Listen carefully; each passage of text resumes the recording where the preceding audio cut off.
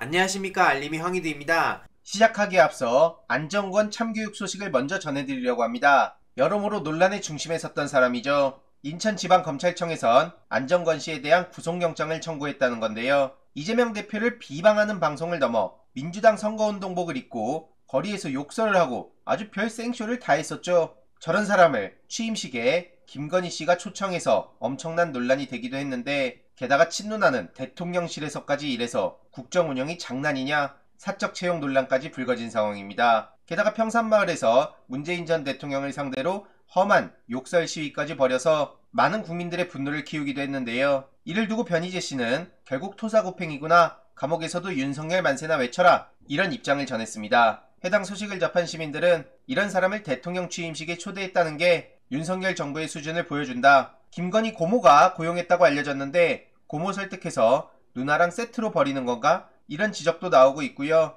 이것저것 쳐낸다곤 하지만 결국 윤석열 대통령 본인이 가장 큰 문제입니다. 세계 주요 정상 중 26일 연속으로 지지율 꼴찌란 소식도 전해졌죠. 어쩌다 대한민국이 하루아침에 이렇게 추락하나 싶은 생각밖에 안 듭니다. 지난달 5일부터 조사가 진행된 지난달 30일까지 26일간 줄곧 꼴찌였다는 거고요. 이렇게 증거 자료까지 공개가 돼 있죠. 야, 무슨 말이 더 필요합니까? 이에 많은 시민들도 이런 게 진짜 여론조사 아니냐, 국제 망신의 국격 하락에 어떻게 저런 사람이 대통령이 돼서 대한민국을 하루아침에 추락하게 만드냐는 지적도 계속해서 나오고 있습니다. 게다가 방금 전 속보로는 이재명 대표 소환 통보 소식에 민생이 우선이다, 기사 읽을 시간 없다, 이런 얘기를 하고 있는데 지금 장난칩니까? 이러니까 오히려 욕만 더 먹는 거고요. 심지어 당내에는 개입 안 한다더니 이런 발언들까지 하고 있습니다. 초선 의원들이 더 강하게 나가야 된다. 그리고 초선이라고 당대표, 원내대표 못한다는 당 규정이 있는 것도 아니지 않냐, 이런 얘기를 했다고 하는데, 당내 과반을 차지하는 초선 세력의 결집을 통해 혼란을 빠르게 수습하겠다는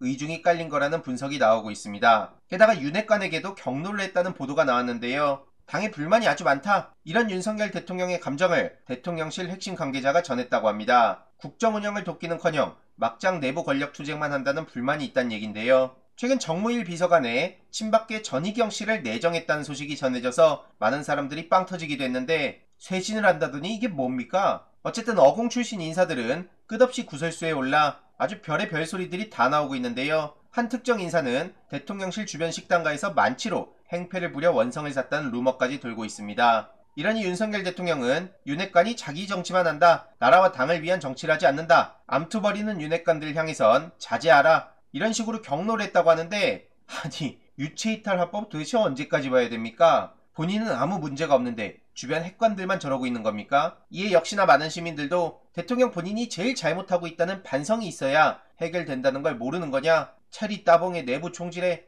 자기가 뱉어놓고 격노는 무슨 염치로 하냐? 본인과 마누라, 장모가 훨씬 더 심각한 문제인 건 모른다, 공정 타령, 헌법과 법률 타령도 안 하는구나, 이런 비판까지도 나오고 있죠. 게다가 오늘 새벽 단독 보도가 나왔는데요. 경찰에선 허위 경력 거짓 해명 관련해서 윤석열 대통령 부부 불송치 소식이 전해진 겁니다. 애초에 많은 분들이 예상했던 결과가 그대로 나왔다고 보는데요. 윤석열 대통령과 김건희 씨, 김은혜, 이양수, 최지연, 그리고 공보국장 박모 씨 등 6명이 동시에 고발됐었는데, 이들을 전원 무혐의로 수사 종결한 겁니다. 모두 증거 불충분으로 결론을 내렸다는 건데요. 당연히 이런 생각을 할 수밖에 없는 거죠. 문재인 전 대통령, 이재명 대표, 조국 전 장관 등 이들을 향해선 왜 아주 작은 먼지 하나라도 꼬투리를 잡아서 어떻게든 기소를 하는데, 이런 선택적 수사가 공정이고 상식이고 정의냐는 얘기 말입니다. 게다가 이재명 대표와의 전쟁 전 윤석열 라인 2명이 쌍방울에서 빠졌다는 단독도 나왔는데요. 윤석열 라인으로 알려진 이건영, 홍경표, 이 2명이 최근 쌍방울 계열사 IOK 컴퍼니에서 사회이사로 있다가 사임을 했다는 겁니다. 이 변호사는 지난 8월 18일, 홍경표 회장은 지난 3월 29일 자진 사임을 했다는 거고요. 이러니 당연히 윤석열 대통령과 연결될 수 있는 정치적 공세를 사전에 차단하기 위한 포석 아니냐, 이런 분석도 나올 수밖에 없는 겁니다. 이에 대해서 역시나 많은 시민들도 상식적으로 납득할 수 없다는 반응을 보이고 있고요. 윤석열 대통령은 어디 안 낀 데가 없구나, 이런 지적도 빠짐없이 나올 수밖에 없는 겁니다. 그리고 최근 경찰에선 성접대 의혹 관련해서 9달 만에 이준석 대표에게 소환을 요구했다고 하는데요. 피의자 신분으로 조사를 받으라고 통보했다고 합니다. 최근 김성진 대표는 6차례 참고인 조사를 마쳤다고 하고요. 윤석열 대통령이 본인한테 거슬리는 사람은 다 잡아넣겠다는 거구나. 왕국을 만든다. 윤석열 본부장만 빼고 다 소환조사 압수수색하는구나. 깜도 안 되는 사람을 왜 대통령 만들어준 거냐. 이준석 대표 또한 책임이 크다는 얘기가 나오고 있고요. 게다가 검찰에선 고 노무현 전 대통령을 심각하게 명예훼손했던 정진석 국회 부의장을 5년 만에 약식 기소했다는 소식이 전해졌습니다. 사자 명예훼손 혐의 그리고 권양숙 여사에 대한 정보통신망법상 명예훼손 혐의로 약식 기소를 했다는 건데요. 무려 지난 2017년 9월입니다.